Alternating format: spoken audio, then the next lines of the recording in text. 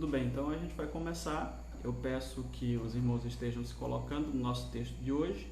A gente já avisou, o texto será o texto de Marcos, capítulo 4, do versículo 35 ao versículo 41. O texto diz assim: Naquele dia, ao anoitecer, disse ele aos seus discípulos: Vamos atravessar para o outro lado. Deixando a multidão, o levaram no barco, assim como estava. Outros barcos também o acompanhavam. Levantou-se um forte vendaval e as ondas se lançavam sobre o barco, de forma que este foi se enchendo de água. Jesus estava na popa, dormindo com a cabeça sobre um travesseiro. Os discípulos o acordaram e clamaram: Mestre, não te importas que morramos? Ele se levantou, repreendeu o vento e disse ao mar: Aquieta-se, acalme-se.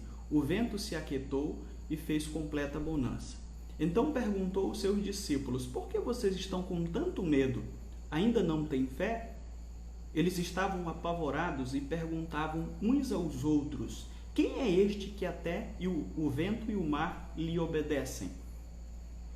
Meus irmãos, na atual situação em que nós estamos passando, na verdade, no atual cenário que nós estamos enfrentando, esses dias eu acredito que foram dias de reflexão para todos nós.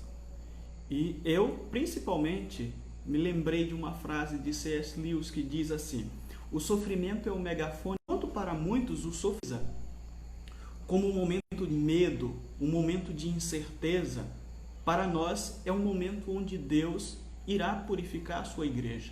E nós já temos vivido isso nesses dias, como igreja batista na Cidade Nova. Deus tem levantado pessoas para estarem orando o dia todo. Deus às vezes permite que essas coisas aconteçam justamente para que o seu povo se volte para Ele.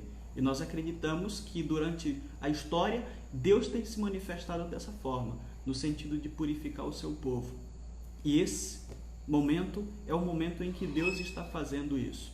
No texto em questão, que nós acabamos de ler, nós vamos perceber que Jesus está no controle de todas as circunstâncias de nossas vidas. É simplesmente isso que Marcos está colocando para nós. E aqui nós podemos fazer alguns destaques. O primeiro destaque nós encontramos do versículo 35 ao versículo 37.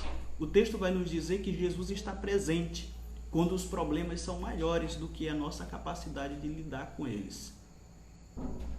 Jesus está sempre presente quando nós não temos a capacidade devida de lidarmos com os nossos problemas. Nós queremos dizer para os irmãos esta noite que Jesus continua presente. Ele não estava presente só naquele dia, quando aquilo aconteceu com os seus discípulos naquele barco.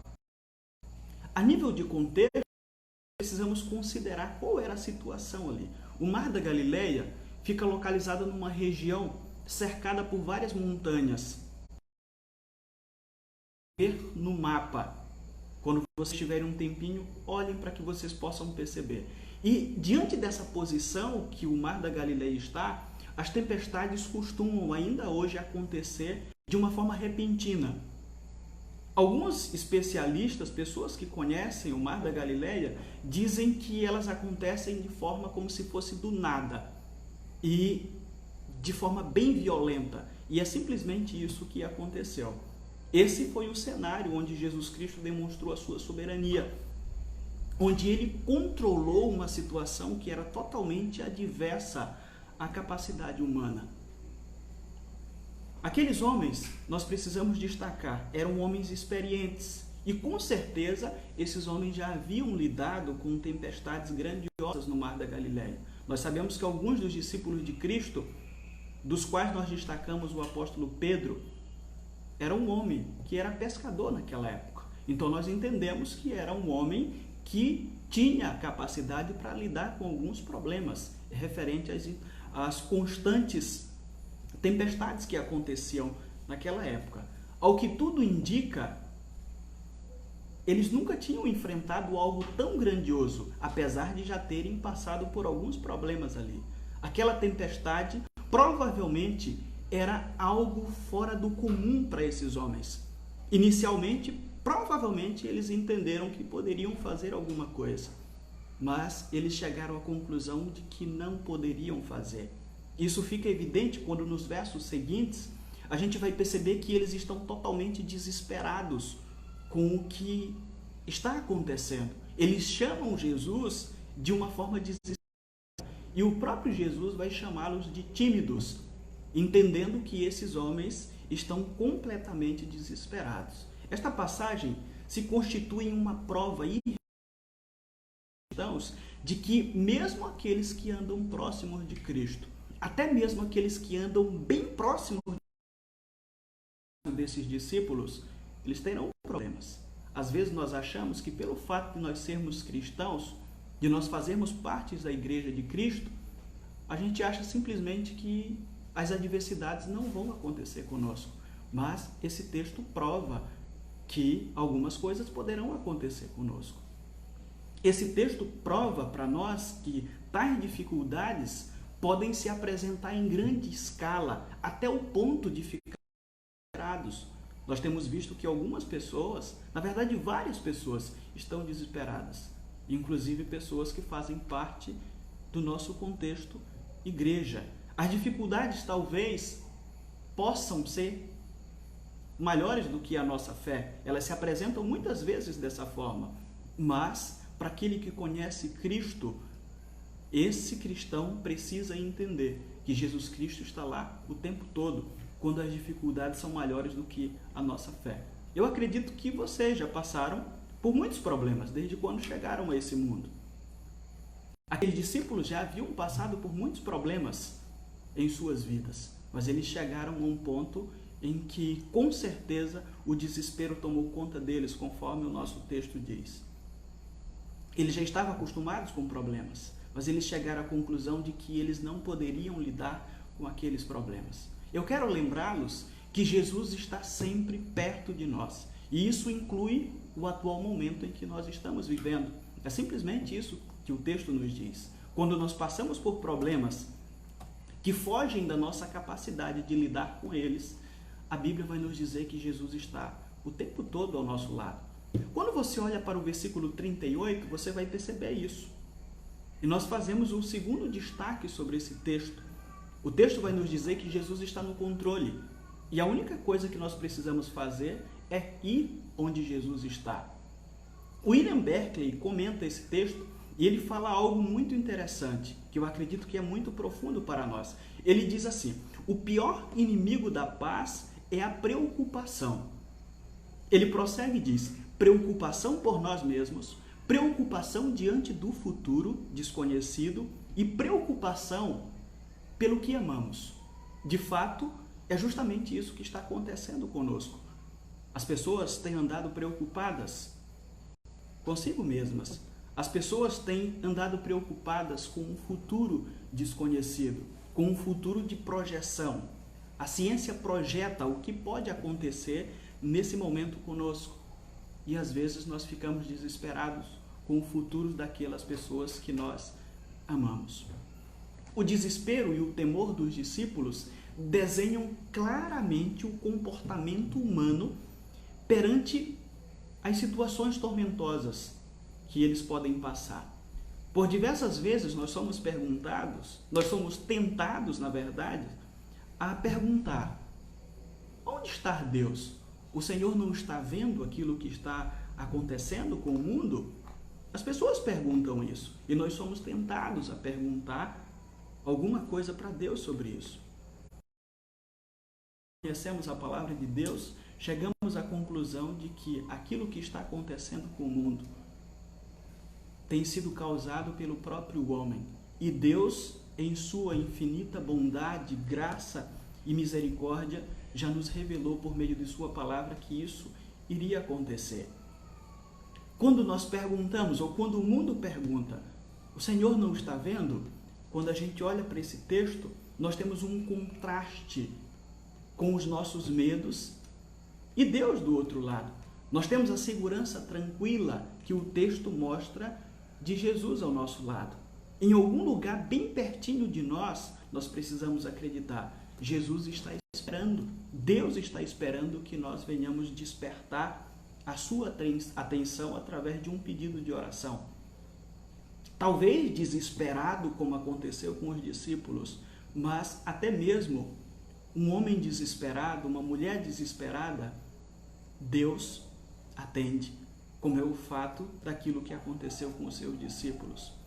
Quando os problemas que são maiores do que a nossa fé se apresentam para nós, Deus está lá e nós precisamos acreditar nisso. Jesus sempre incitou os seus discípulos a viverem uma vida de oração e nós podemos destacar esses eventos, inclusive ele utiliza parábolas para dizer isso aos seus discípulos. A isso. Nós temos, por exemplo, a Bíblia nos relatando sobre um pai que, mesmo sendo ruim, conforme os padrões humanos, Jesus Cristo diz que esse pai daria boas dádivas aos seus filhos. Nós temos outro exemplo, um amigo importuno, aquele que iria pedir na madrugada. Jesus Cristo diz que, mesmo assim, ele seria atendido pelo seu outro amigo. Nós temos Jesus Cristo falando sobre o juiz iníquo, aquele homem que era iníquo, que era pecador, que não estava nem aí para as outras pessoas, principalmente para os pobres. Jesus diz que uma mulher indo pedir o tempo todo para que ele resolvesse a sua causa, esse homem iria atender. O contraste que Jesus faz é justamente o seguinte: quanto mais o vosso Pai, o Deus que nós conhecemos, o Deus que se revela por meio da sua palavra que nós conhecemos, o Deus que é bom, o Deus que é gracioso, o Deus que é misericordioso. É simplesmente isso que a palavra de Deus nos revela. Jesus usou essas ilustrações para concluir que essas pessoas teriam seus pedidos atendidos. E Deus, sendo gracioso, mais uma vez, misericordioso, não se negaria a atender os seus filhos. Por isso nós conclamamos os irmãos para que continuem orando ao Senhor, continuem acreditando que o Senhor, com certeza, estará à frente de tudo aquilo que está acontecendo, pois Ele está no controle. Nós queremos que os irmãos entendam, Jesus está presente. É isso que o texto bíblico que nós acabamos de ler nos mostra. Este exemplo parece ser um estágio prático para os discípulos de Cristo. Jesus Cristo já havia ensinado esses discípulos a viver uma vida de oração. Além disso, esta passagem se constitui um dos maiores exemplos daquilo que, como servos de Deus, como servos de Cristo, nós devemos recorrer a Ele o tempo todo. Quando nós enfrentamos dificuldades que estão além da nossa capacidade humana de reconhecer. Quando nós nos vemos totalmente inabilitados para resolvermos os nossos problemas, quando eles fogem da nossa capacidade, quando nós reconhecemos que todas as nossas capacidades são insuficientes para resolvê-los. Esse texto demonstra isso para nós. Quando os problemas são maiores do que a nossa fé, nós precisamos lembrar de Cristo. E esse texto vai nos mostrar uma terceira verdade, que é muito importante para nós. Ele vai nos dizer que Jesus está no controle. E o que nós temos que fazer? Nós devemos buscá-lo.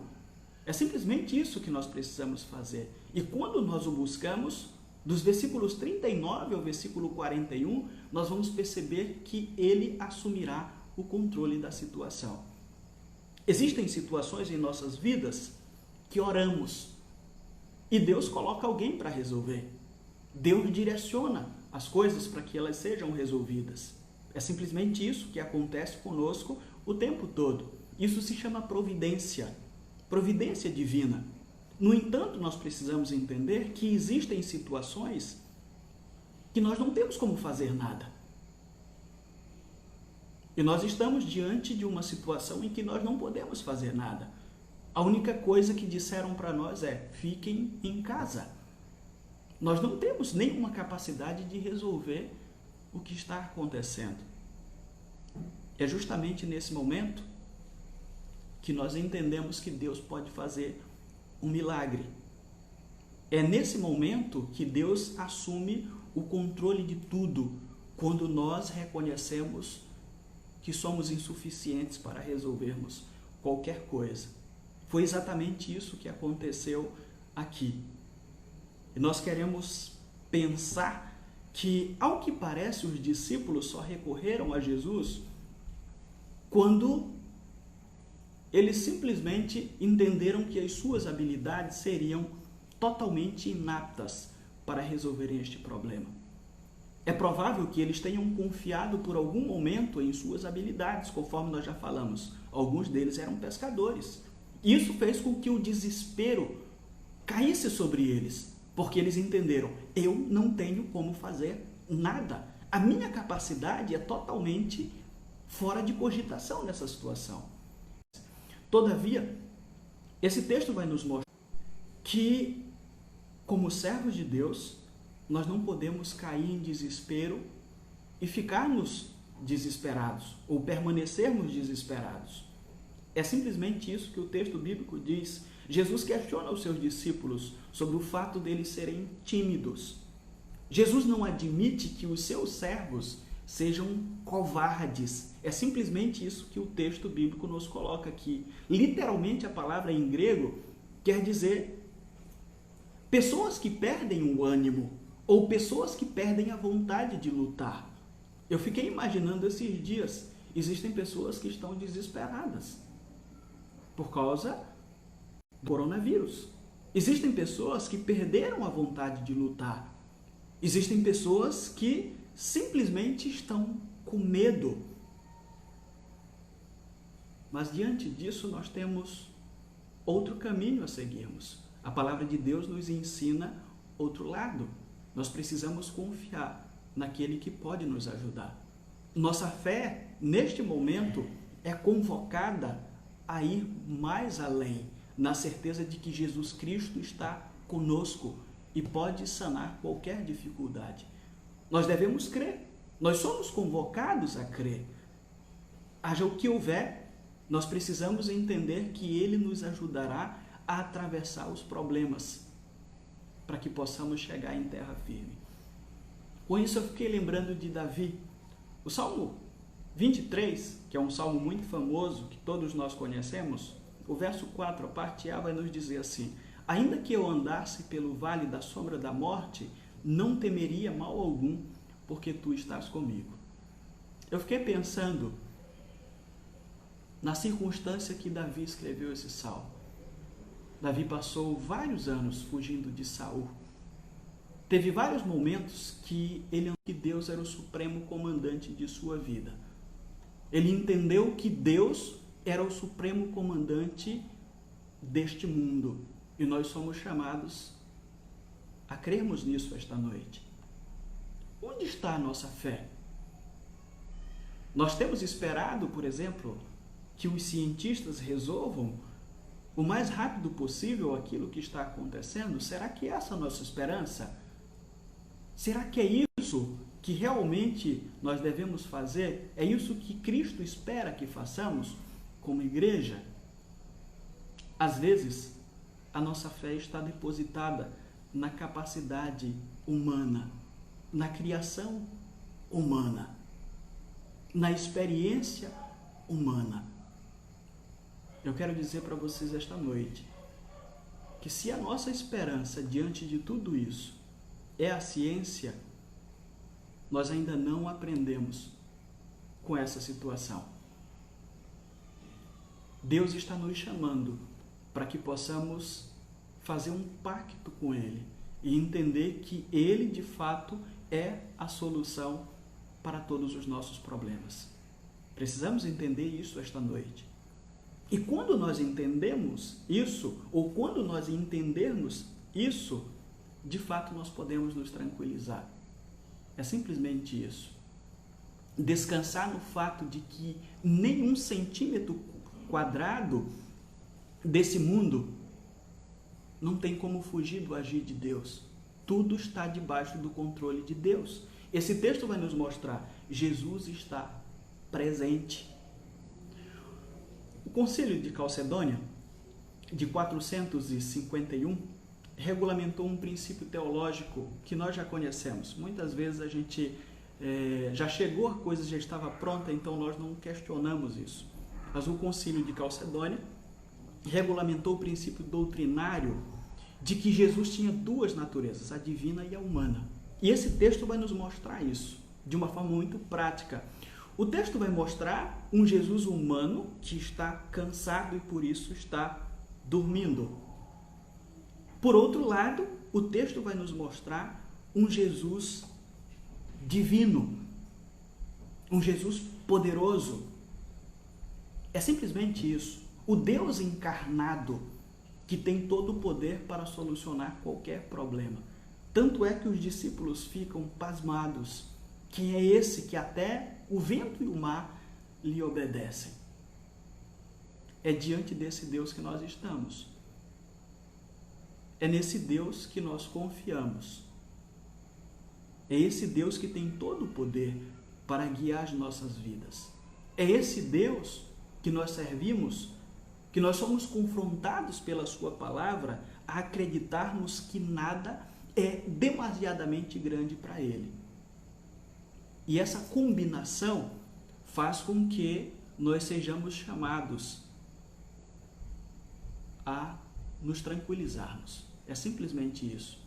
Eu fiquei pensando em algo interessante também esses dias.